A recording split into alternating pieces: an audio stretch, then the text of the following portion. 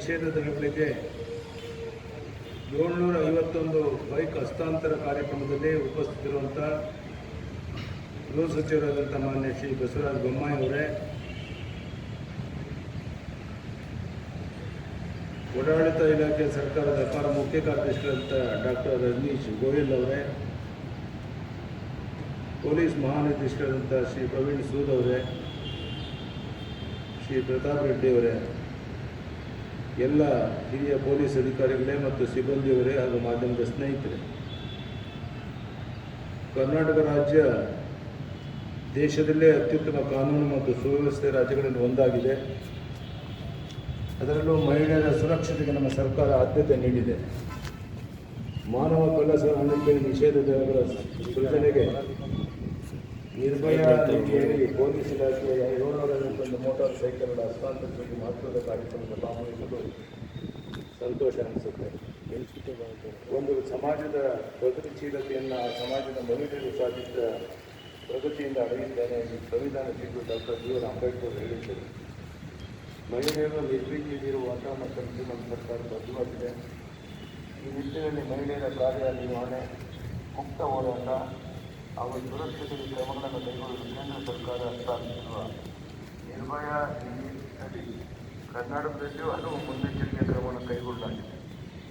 ಬೆಂಗಳೂರಿನ GMTC ಬಸ್ಗಳಲ್ಲಿ ಸುರಕ್ಷಿತ ಉಪಕರಣಗಳ ಅಳವಡಿಕೆ, ಮಹಿಳಾ ಮತ್ತು ಮಕ್ಕಳ ಕಲ್ಯಾಣ ಇಲಾಖೆ ಮೂಲಕ ಸೌಜನ್ಯ ಕ್ರಮಗಳ ಮಹಿಳೆಯರಿಗೆ ನೆರವು, ಸಹಾಯವಾಣಿ, ಜೊತೆಗೆ ವಿವಿಧ ಸಮಯದಲ್ಲಿ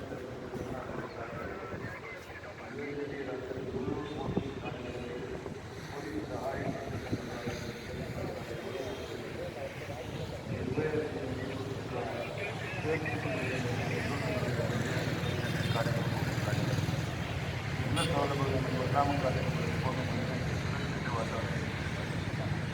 ಎಲ್ಲಕ್ಕಿಂತ ಮುಖ್ಯವಾಗಿ ಮಹಿಳೆಯರ ಕುರಿತು ಸಮಾಜದ ದೃಷ್ಟಿಕೋನ ಬದಲಾಗುತ್ತಿದೆ. ಇದಕ್ಕಾಗಿ ನಾವೆಲ್ಲ ಶ್ರಮಿಸೋಣ. ಮಹಿಳಾ ಸುರಕ್ಷತೆಯಲ್ಲಿ ನಮ್ಮ ರಾಜ್ಯ ಅಗ್ರಮಾನ್ಯವಾಗಲಿ ಎಂದು ಆಶಿಸುತ್ತೇನೆ. ನಮಸ್ಕಾರ. ಧನ್ಯವಾದ. FSL ಲ್ಯಾಬ್ ಕೂಡ ಸಿದ್ಧವಾಗಿದೆ. ದೀಪಾವಳಿ ನಂತರ ಅವ್ರ ಕೈಯಿಂದಲೇ ಉದ್ಘಾಟನೆ ಮಾಡೋದಕ್ಕೆ ಸನ್ಮಾನ್ಯ ಮುಖ್ಯಮಂತ್ರಿಗಳಲ್ಲಿ ನಾನು ಮನವಿಯನ್ನು ಮಾಡಿದ್ದೇನೆ. ಅವರು ಕೂಡ ಒಪ್ಕೊಂಡಿದ್ದಾರೆ. ಅದೇ ರೀತಿ ಹಲವಾರು ಸುಧಾರಣೆ ಕಾರ್ಯಕ್ರಮಗಳನ್ನು ನಾವು ತೆಗೆದುಕೊಳ್ತಾ ಇದ್ದೇವೆ. ಪೊಲೀಸ್ ರಿಫಾರ್ಮ್ಸನ್ನು ಮಾಡುವ ದೃಷ್ಟಿಯಿಂದ ಒಂದು ಡ್ರಾಫ್ಟ್ ಪಾಲಿಸಿಯನ್ನು ಸನ್ಮಾನ್ಯ DGP ಅವರ ನೇತೃತ್ವದಲ್ಲಿ ಒಂದು ಸಮಿತಿಯನ್ನು ಮಾಡಿದ್ದೇವೆ. Bengaluru city reorganisation, police reorganisation ಸಲುವಾಗಿ ಬೆಂಗಳೂರು ಕಮಿಷನರ್ ನೇತೃತ್ವದಲ್ಲಿ ಒಂದು ಸಮಿತಿ ಈಗಾಗಲೇ ಕೆಲಸ ಮಾಡ್ತಾ ಇದೆ. ಫೈರಲ್ಲಿ 90 ಮೀಟರ್ ಅತಿ ಹೆಚ್ಚು ಎತ್ತರದ ಒಂದು ಆಟೋಮೆಟಿಕ್ ಲ್ಯಾಡರನ್ನು ನಾವು ಈಗಾಗಲೇ ಟೆಂಡರ್ ಪ್ರೊಸೆಸ್ಸಲ್ಲಿ ಆಗಿದೆ. ಅದು ಬಂದರೆ ಬೊಂಬೈ ಬಿಟ್ಟರೆ ಅತಿ ಹೆಚ್ಚು ಎತ್ತರದ ಒಂದು ಲ್ಯಾಡರ್ ಪಡೆದುಕೊಂಡಿರುವಂಥ ಹೆಗ್ಗಳಿಕೆ ಕರ್ನಾಟಕ ಮತ್ತು ಬೆಂಗಳೂರು ಆಗ್ತದೆ ಅನ್ನುವಂಥ ಮಾತನ್ನು ಹೇಳಕ್ಕೆ ಇಷ್ಟಪಡ್ತೀನಿ. ಸಿಟಿಯಿಂದ ಒದಗಿಸಿಕೊಟ್ಟಿದ್ದಾರೆ. ಅಲ್ಲಿ ಒಂದು 100 ಕೋಟಿಯಲ್ಲಿ ಟ್ರಾಫಿಕ್, ಬೆಂಗಳೂರು ಟ್ರಾಫಿಕ್ ಒಂದು ಆಧುನೀಕರಣ ಮತ್ತು ಅಭಿವೃದ್ಧಿಯನ್ನು ಮಾಡೋದಕ್ಕೆ ಅವಕಾಶವನ್ನು ಮಾಡಿಕೊಟ್ಟಿದ್ದಾರೆ. ಹೀಗಾಗಿ ನಾನು ಮುಖ್ಯಮಂತ್ರಿಗಳಲ್ಲಿ ಅವರಿಗೆ ಧನ್ಯವಾದಗಳನ್ನು ಹೇಳ್ತೀನಿ. ನಮಗೆ ಕೆಲಸ ಮಾಡಲು ಭಾಳಷ್ಟು ಒಂದು ಸ್ಫೂರ್ತಿ ಮತ್ತು ಉತ್ತೇಜನವನ್ನು ಕೊಟ್ಟಿದ್ದಾರೆ.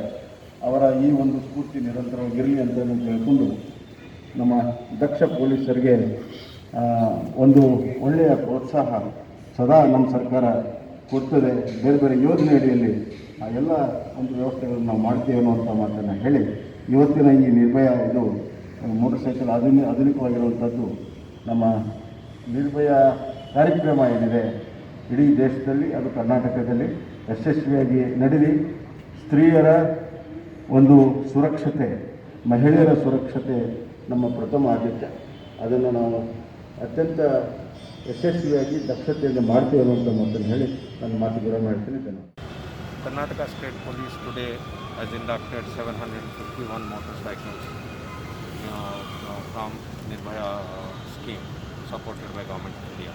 The Honorable CM and HM were here to hand over the vehicles to the police, and we are confident that the induction of these new resources into the police would help us to further strengthen the initiatives taken by police in enhancing women and children's safety. It will be used for all the purposes? this is mainly focused to enhance it, but as you know, police work cannot be compartmentalized to make it only one purpose, but this would be primarily focused to enhance women and children safety across the state.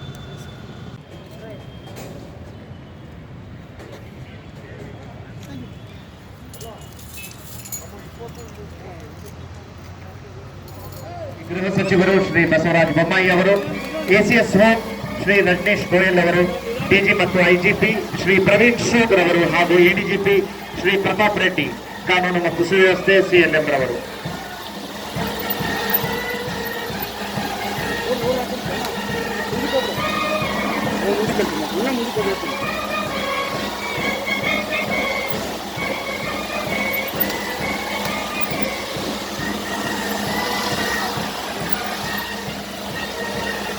ಸುಶ್ರಾವ್ಯವಾದ ಸಂಗೀತದ ಹಿನ್ನೆಲೆಯಲ್ಲಿ